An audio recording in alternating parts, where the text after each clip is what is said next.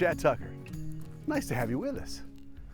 The promise of spring has come true again in the blooms and the new life that is budding all around us, reminding us that in those tough seasons, new and better days are always ahead.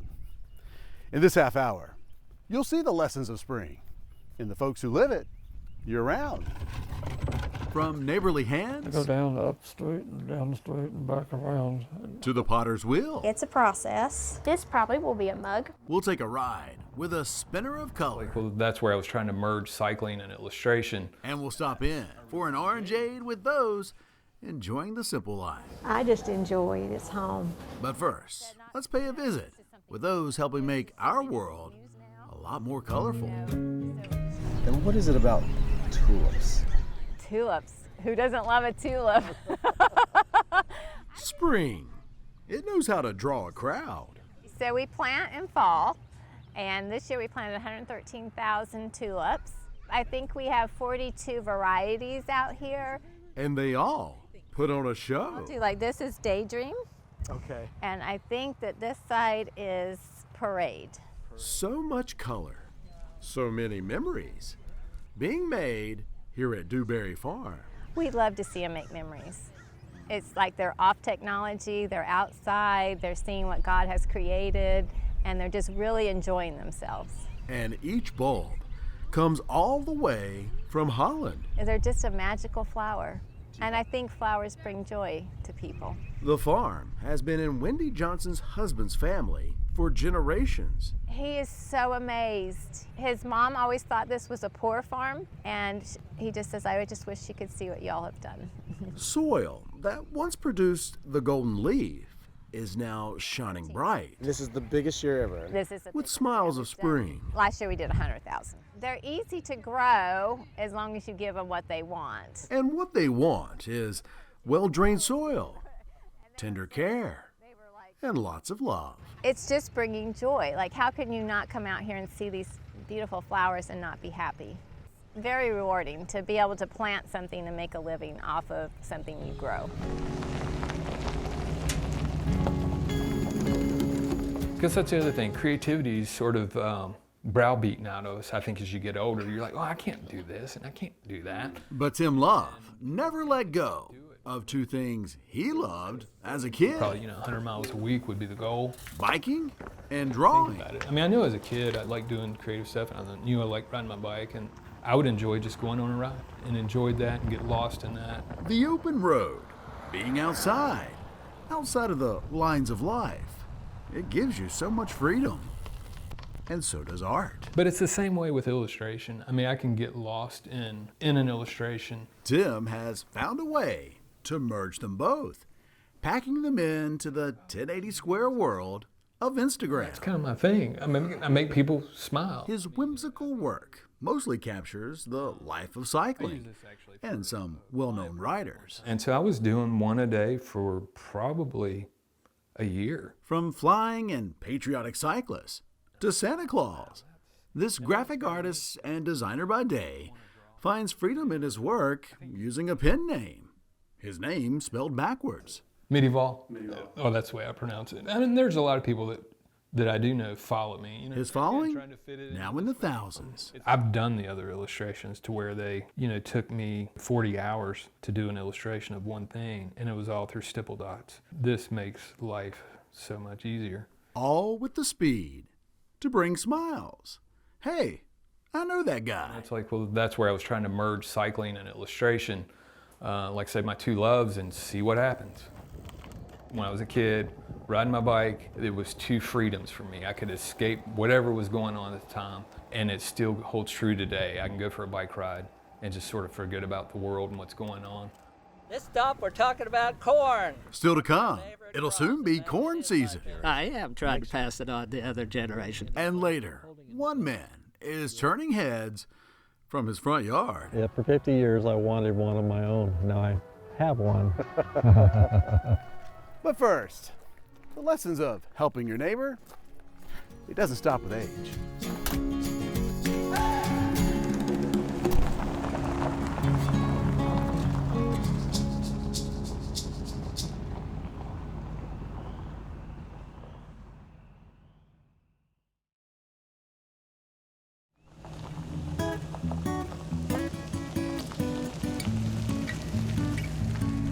Some people leave their mark with their hands and their heart. I really don't do it to show off or to get attention, but we just do it for the habit. Every evening, Richard Porter and his wife Darlene take a walk through historic Hanestown. So out of all the nights to walk, this is the night that's the busiest. Midweek, they get rolling. If they don't have it out, we put it on the street. They stop to pull the trash cans for their neighbors, It's a pleasure helping somebody. many of whom they don't even know. I go down the up street and down the street and back around. Okay. Kindness is something Darlene and Richard, now in his late It has 80s, to be turned a certain way. learned growing up and living his entire life right here in Hanestown. And this is the house you were born in? That's what my family has told me. A mill town with its own churches, schools, post office, and even a fire department. Need some help? That is until the city of Winston-Salem came to town, annexing and changing the street names. This was Main Street, Hanestown. So it was its own town outside of Winston-Salem. It was dirt streets back then. Simple times, simple living, I knew every house I could name. but hard work for those who lived here and worked in the mill. After y'all take them out, does tomorrow during your walk, do you put them back? A doctor's order to start walking Pleasure helping somebody. turned into so much more. I mean, seriously though, there's a lot of young people wouldn't do what y'all do. It's a habit and just let's get used to doing it. Are people appreciative? Like most of them are just pleasure helping somebody.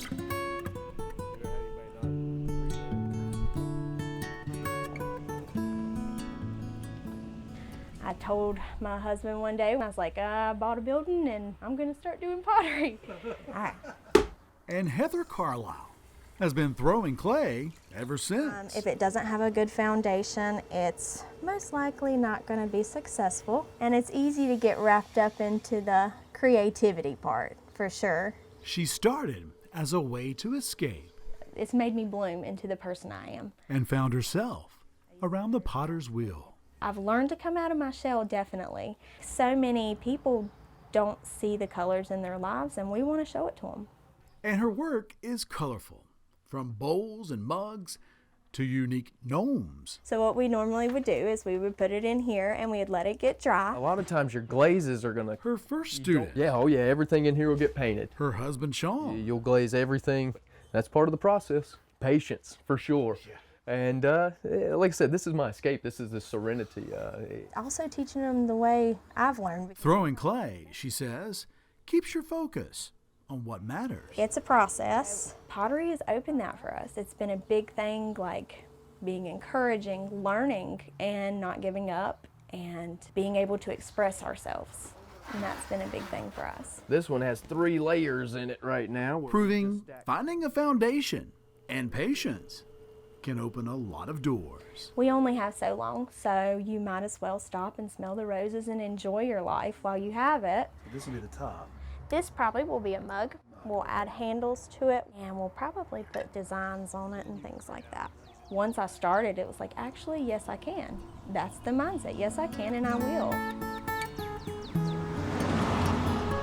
Still to come, the art of possibilities. One man is helping us all find the talents in ourselves. Art is important because it's powerful. It's one of those things where it means something different to so many different people. And he's capturing the shades of our world in black and white.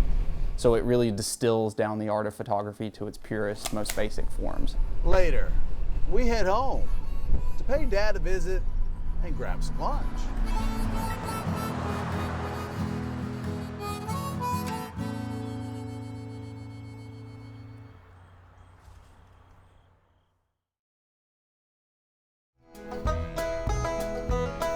Produce. Won't be long now. This stop, we're talking about corn. One of my favorite crops. In fact, it is my favorite crop, the miracle of corn. We're celebrating ag here today. It's like New Year's Day for a farmer today. Ronnie Heiniger was born to turn dirt. My great-grandfather was a farmer, my grandfather farmed, my father farmed. Little wheel pushes that soil close. And today, He's teaching future farmers. 10270 is a shorthand for nutrients. As an NC State professor, he helps students, like these in Stokes County, see the mystery and miracle that comes from working the land. To some degree, that's what I want to transmit to them, the wonder of that miracle of nature that we rely on so desperately to get food.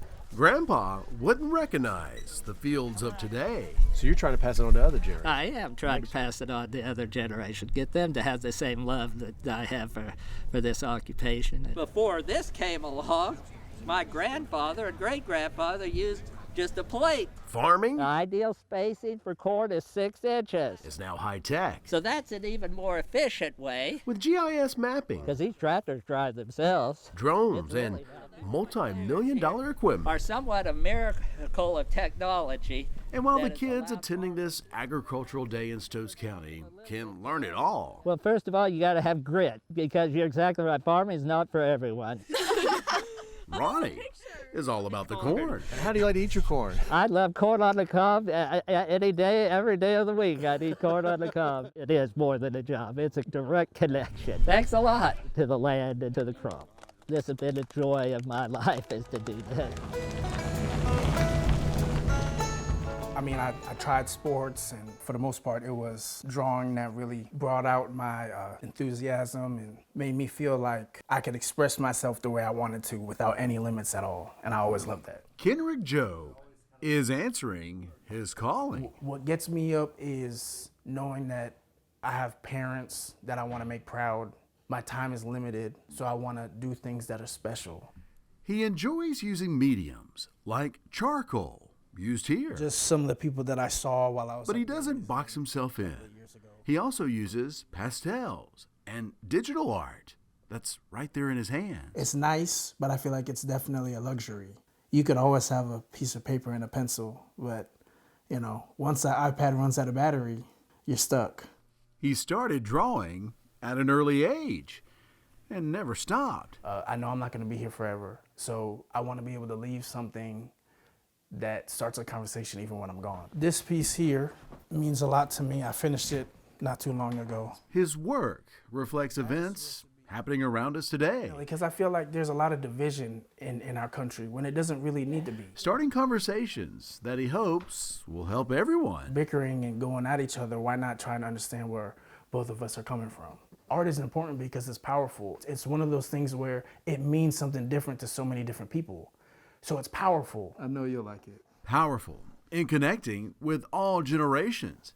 His favorite is talking about art with kids. I visited school one day. That whole week I am on a cloud. It's one of those things that is really fulfilling for me, for sure. Fulfilling and inspiring us all to find the talents within us. I am a firm believer that everyone has a talent. It's there. I feel like it's God-given, and part of living, I feel like, is finding out what that is and honing in on it. I want to be known for being a go-getter and a positive influence on my community. While some create art for the walls, others put it in the front yard. Grew up on Star Trek. I love Star Trek. I started Star Trek when I was in college, watching it on a little 19-inch black and white television. What's the nearest concentration of life forms, Mr. Spock? Jim Russell is living in the past. I'm very comfortable with people thinking that I'm crazy. And in the future. All science fiction is mentally challenging for me, and I love all science fiction. But they copied the obelisk from Star Trek. I saw that obelisk and I said, whoa. He just had to have one. That's breathtaking. Exactly like this from the show. You need something to challenge your brain, and that's what Star Trek does. Bones and Spock are chit-chatting as usual. It's been more than 50 years since one episode caught his attention. And Spock is more intelligent than anybody else in the crew. He gets access inside the obelisk, and he figures out the controls. Yep. You probably remember the episode that included this obelisk. Any theories about what it is? He loved it so much. When you know Star Trek, that's a tremendous amount of joy. But I'm working on this side, you can see the difference. He built a replica of the one from the show. And so everybody right here in his front yard. Everybody else is normal, and I'm weird, and I accept that. He's always admired the creativity and art of the monument. Yeah, and that's one thing this will not have. It will not have the trapdoor part. It's just unnecessary. So much so, he wanted one of his own. Yeah, for 50 years I wanted one of my own. Now I have one. Living long and prosperous. It weighs a ton, so I won't be moving it anywhere. My wife has been talking about putting Christmas lights on it, and I said no. I didn't do it for anybody else. It's all for you. I did it for me. You did it for Yeah. you.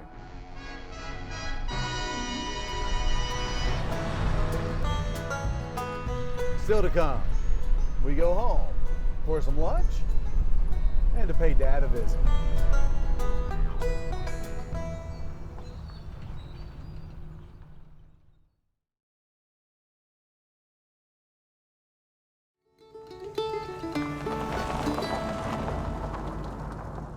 This is Ilford Delta 400. It's my favorite film stock, and it's almost what I've exclusively shot for a little over a year now. Shade White is an old soul. This is something that not a lot of people are doing. It's kind of niche, it's fringe.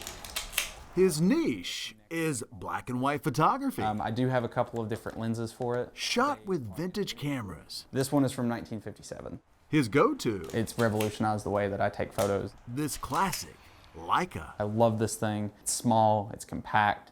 It's got heft to it, but it's not too heavy at the same time.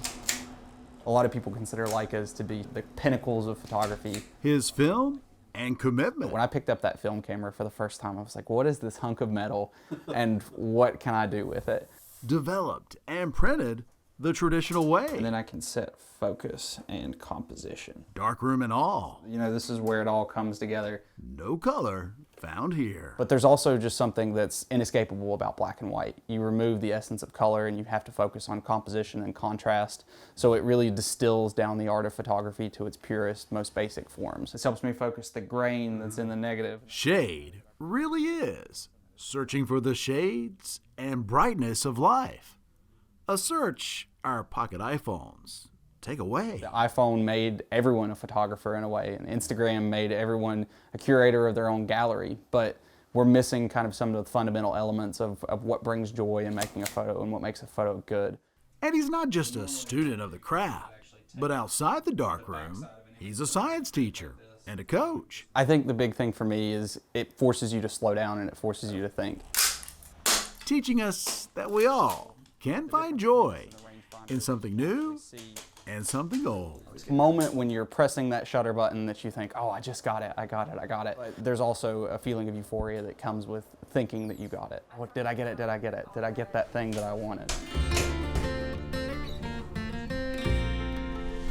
We come here just about every day.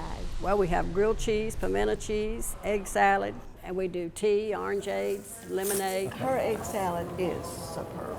For nearly 100 years, We have hot dogs. thousands of meals and generations of smiles have crossed this lunch counter at the King Drug Store in King. Sometimes I come 2 times a day. So people have their own spot. Yeah, people have their own spot, Dr. Gail Stone has had a spot here all her life, many times right next to her dad. I used to sleep back there when Daddy was here late. I would get my pillow and sleep in the back. Her dad owned the drugstore and was the pharmacist. He would be here till 8 or 9 o'clock. Her mom ran the fountain. People say when they come here, it feels like home. I feel the same way. And Dr. Gail served the community as a pediatrician right next door for 43 years, including helping shape this guy. I don't know of anything that really has changed except that you don't see this anymore. The counter closed for a short time, And I said, my daddy wouldn't want that. so Dr. Gail brought it back. He kept it going. Get it going. That's right. She kept it going. And so are the folks that come every day except on Sundays. And that's a real orangeade. For a taste of simpler times I just enjoy it. It's home. and the people who make it sweet. Just seeing everybody. You enjoy seeing the people. There's nothing like the people in King. Be careful. It's just home. It's my daddy's memory. It's the people. We love the people.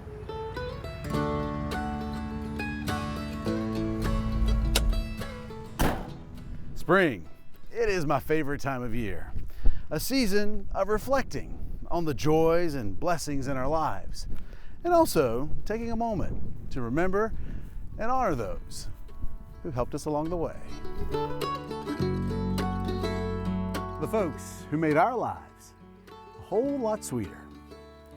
Until next time, we appreciate you.